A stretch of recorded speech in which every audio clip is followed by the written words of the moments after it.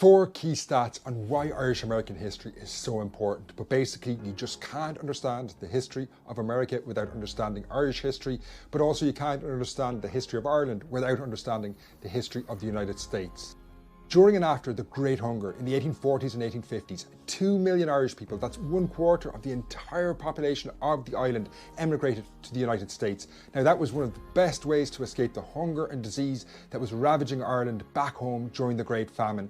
So this move helped save those people's lives, but they would also change the history of America when they landed there.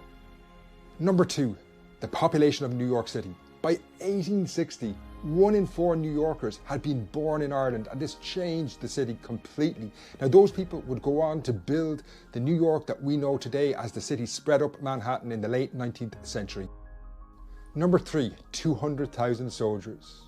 In the US Civil War, 180,000 Irish people fought in Union armies, while a further 20,000 fought for the Confederacy. But those Union soldiers played a major role in the Union victory that changed American history forever in the 1860s. Number 4, millions of US dollars.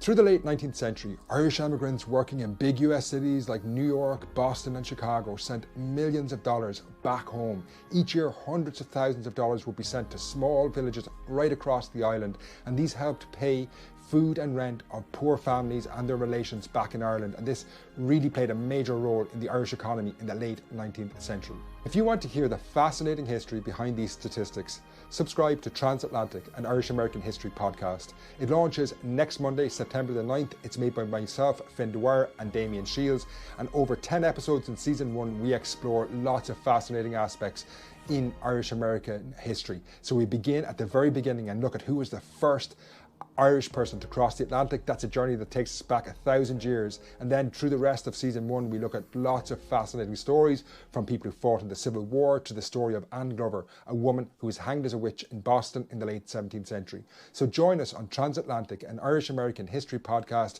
by subscribing at the link below.